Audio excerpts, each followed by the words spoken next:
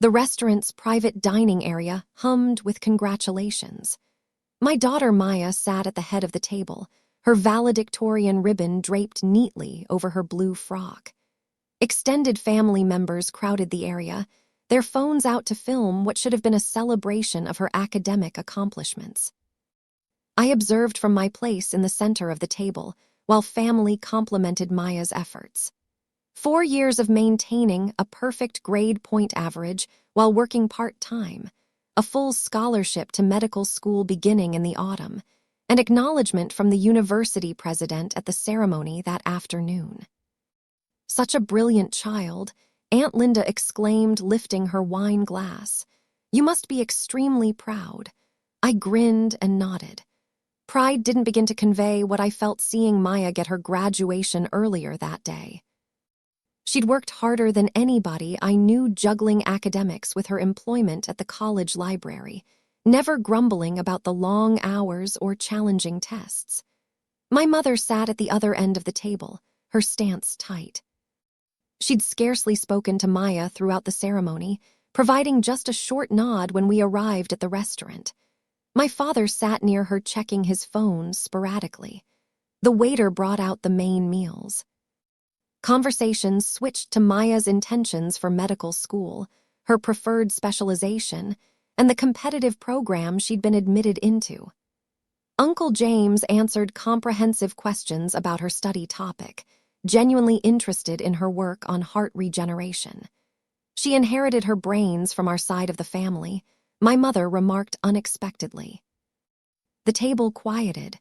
Though intellect doesn't pay bills, I sensed the difference in atmosphere instantly. Maya's grin remained constant, but her palm clenched over her fork. "That's true," Aunt Linda said cautiously. "Medical school is pricey. I have a full scholarship," Maya reminded them softly. "Tuition, books, and a stipend for living costs." My mother waved her hand dismissively. "I'm not talking about Maya's costs. I'm talking about freeloaders who believe education qualifies them to live rent-free." She was gazing right at me. My father moved uneasily. Uncle James suddenly got quite interested in his fish. The cousins exchanged looks, wondering whether to interfere or keep quiet. "Mom," I whispered gently, "this is Maya's celebration dinner, which makes it the perfect time to discuss adult responsibilities," she said. Her voice held that specific tone I'd heard throughout my life, the one that brooked no debate. "You're 42 years old. You have a college degree, yet you still live in our house contributing nothing." The waiter arriving with the wine bottle halted mid-step, read the room, and fled. "I contribute to the household," I responded calmly. Maya's gaze met my across the table. I gave her a tiny shake of my head. This wasn't her struggle. "Grocery shopping occasionally doesn't count as contribution," my mother stated. "Your father and I have been discussing this. We've been more than generous allowing you to live rent-free while you raised Maya. But she's graduated now. She'll be moving to her medical school housing. There's no reason for you to continue taking advantage of our generosity." Aunt Linda set down her fork. "Maybe this conversation should happen privately." "Why?" My mother's eyebrow furrowed. "We're all family here. Everyone should understand the situation. No more free living. Starting tomorrow, you'll pay market rent or find somewhere else to go." Uncle James cleared his throat. "What's market rent in your neighborhood now?" $2,800 a month, my father responded calmly. He seemed uncomfortable but didn't refute my mother. "That's fair for the area." I grabbed for my water glass, taking a leisurely drink. Maya had gone quite motionless. Her valedictorian sash suddenly seemed like a farce against the tension permeating the room. "That seems reasonable," Aunt Linda responded, but her tone indicated she was attempting to alleviate the issue rather than agreeing. "Everyone should contribute to household expenses." "Exactly," my mother remarked. "We've carried the financial burden long enough. 42 years old and never owned property, never built equity, living off family charity." The cousins glanced at their plates. Uncle James signaled the waiter for more wine. "I think that's fair." my father said, regaining his voice. You've had plenty of time to get established. Maya's success proves we provided a good home, but it's time for you to stand on your own feet. I laid down my water glass gently. The leather portfolio I'd packed rested near my chair. I'd intended to deliver it to Maya after dinner, complete with documentation concerning the trust fund her grandma had left for her schooling. But it included other documents, too.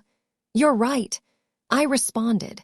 My mother seemed startled that I'd accepted so quickly.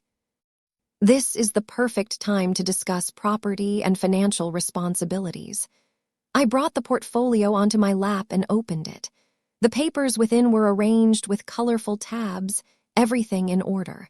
I'd always been diligent about documentation. Since we're discussing rent and property ownership, I said, bringing out the first set of documents, I think everyone should understand the complete financial situation. My mother's eyebrows furrowed. What are you talking about? The house you're currently living in. I responded. The 4-bedroom colonial at 847 Maple Street. You want to charge me $2,800 a month in rent. It's our house, my father remarked. We've owned it for 30 years. I passed the first paper across the table. Uncle James pulled it up, his eyes reading the writing. His face shifted instantaneously. This is a property deed, he added slowly, dated 15 years ago. Let me see that, my mother said, taking the paper from his hands. Her face became pale as she read. What does it say? Ethel and I wondered. I picked out another paper. 15 years ago, when you were facing foreclosure, you came to me. You asked for help. I had just received my inheritance from Grandma Patricia. $240,000. The table had gone completely silent. Maya's eyes were wide, watching the scene unfold. You used that money to save our house, my father said. We paid you back. You paid back $70,000 over 3 years, I corrected. Then the payments stopped. You mentioned business was sluggish and you needed time. I replied it was okay. We were family. My mother's hand trembled slightly as she held the deed. This doesn't mean anything. It means everything, Uncle James said, still reading over her shoulder. This deed transfers ownership, full ownership. You didn't simply loan the money, you bought the house. I pulled out more documents, bank statements showing the mortgage payments I'd been making for 15 years, property tax receipts in my name, insurance policies listing me as the owner. Every piece of paper meticulously filed and documented. When you couldn't pay me back, I explained, we agreed to a different arrangement. You transferred the deed to me. In return, you may live there rent-free. The agreement was explicit. I would pay the mortgage, taxes, and insurance. You would maintain the property. It felt like a reasonable compromise that kept everyone housed. Aunt Linda leaned forward to see the documents. You've owned their home for 15 years. The mortgage will be paid off in 3 more years, I said. I've been paying payments of $1,800 monthly, plus property taxes of roughly $6,000 yearly, plus insurance. Over 15 years, it's around $430,000 I've put in the property. My mother's face changed from pale to scarlet. You never told anybody. You begged me not to, I reminded her. You claimed it would be humiliating if people learned you'd lost the home. I respected your privacy. My father gazed at the paperwork scattered over the table. We assumed you felt I was living off your kindness, I ended. When in fact, I've been providing lodging for you while raising my daughter and working full-time as a database administrator. I work remotely, which is why I'm constantly home. Not unemployed, not freeloading, working. Maya's countenance transformed from astonishment to something else. Pride, maybe, or vindication. This can't be legal, my mother remarked. We'll combat this. Uncle James shook his head. It's absolutely legal. I can see the notary stamps, the county registrar markings. This deed is valid and documented. I took out one last paper. This is from my attorney. I had her draw it out last week, just in case this discussion arose. It's an official notification about the property at 847 Maple Street. My father grabbed for it with shaky hands. As he read, his face collapsed. "What does it say?" my mother demanded. "It's an eviction notice," he murmured. 30 days to evacuate the property. The dining room exploded. Aunt Linda gasped. The cousins began chatting over each other. Uncle James put out his hands for silence. "You can't do this," my mother remarked. "We're family." "You just requested I pay $2,800 a month in rent," I responded quietly. "At my own residence, in front of my daughter on her graduation day. After years of letting you think you were supporting me out of charity, we didn't know." My father tried. "If you simply told us." "I did tell you," I said. "Every year when I filed taxes, every time the insurance required renewing, every talk about the property, you decided not to recognize it because it was more comfortable to perceive me as reliant on you." Maya finally spoke. "Grandma, you've been telling folks for years that Mom lives in your home rent-free. I heard you during Thanksgiving, at parties, at my high school graduation. We assumed it was real," Aunt Linda answered faintly. "You thought what was convenient," I corrected. "Nobody asked inquiries. Nobody wondered how a database administrator with a regular salary and an inheritance could possibly require housing assistance." The waiter arrived hesitantly with dessert menus. Uncle James waved him aside. "So what happens now?" my father inquired. "Where are we meant to go?" I collected the papers back into my portfolio. "You have 30 days to locate other lodging. The property will be prepped for sale. Given the market value in that area, I anticipate to clear around $600,000 when the remaining mortgage is paid." My mother's hands were trembling. "This is retribution." Over one remark concerning rent. "This is about 15 years of disrespect," I said. 15 years of being viewed as a burden while paying your lifestyle. 15 years of seeing you take credit for providing for Maya and me while I paid the bills. We reared you," my mother tried. "Doesn't it count for something?" "It counts for the 15 years of free housing I previously supplied," I replied. "But respect is a two-way street. You demanded rent at my daughter's graduation meal in front of relatives without any recognition of reality." Uncle James cleared his throat. "For what it's worth, I believe you've been more than fair. 15 years of free housing vastly outweighs any childhood debt. Don't you dare take her side." My mother yelled. "I'm not taking sides," he said. "I'm reading legal documents and doing basic math. She's been paying your way for 15 years. She has every right to stop." Maya reached across the table and gripped my hand. "Can we go home now?" I agreed and stood. "I think we're done here." "Wait," my father pleaded frantically. "Can we talk about this? Work something out? You had 15 years to acknowledge reality." I remarked. "You chose pride over honesty. Now you have 30 days to find housing you can actually afford." Aunt Linda began weeping silently. The cousins glanced everywhere except at my parents. "This will destroy us," my mother warned. "Everyone will know we lost our house." "Everyone already knows," I answered. "They've known for 15 years. They just didn't know you were pretending otherwise." I helped Maya with her coat. Her valedictorian sash caught the light as she adjusted it. "Congratulations again, sweetheart," Uncle James murmured to her. "You earned everything you achieved." "Thank you," Maya responded. "And thank you for always treating my mom with respect." We went out of the restaurant together. Behind us, I could hear my mother's anger rising, my father trying to quiet her, Aunt Linda attempting to mediate. In the parking lot, Maya turned to me. "You really own the house?"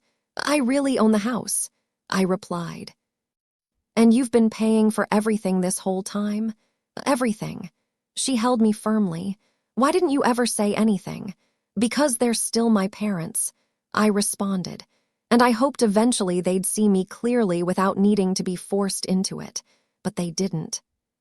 "No, they didn't. We drove home in comfortable quiet. The home at 847 Maple Street sat dark as we drove into the driveway. My parents wouldn't be back for hours, presumably lingering at the restaurant, fighting with relatives about the injustice of it all. Maya walked upstairs to change. I sat in the living room I'd been decorating and keeping for 15 years, staring at family portraits on the mantel. Pictures of Maya's upbringing, of holidays and festivals, all in a home my parents felt they owned. My phone buzzed. A text from Uncle James. "Your attorney's contact info. We should discuss about fair market rent for their future property. I'll assist them locate something reasonable." I emailed him the information. Then I opened the portfolio again and glanced at the last document I hadn't showed anybody. An offer from a property management business to rent the home for $4,200 a month after my parents moved away. More than enough to pay the remaining debt and eventually start making genuine return from my investment. Maya came back downstairs in comfy clothing. Her sash meticulously placed in her wardrobe upstairs. "Do you believe they'll truly leave?" "They'll depart," I replied. "The law is pretty clear on property ownership." "Good," she replied firmly. "You deserve more than how they treated you." I took out the remaining half of the portfolio's contents. "Speaking of what you deserve, Grandma Patricia gave you a trust fund for medical school.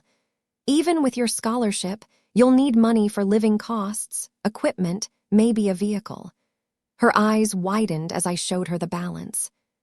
$50,000, carefully invested and increased over the years, waiting for this very time. "You've been taking care of everyone," she whispered quietly.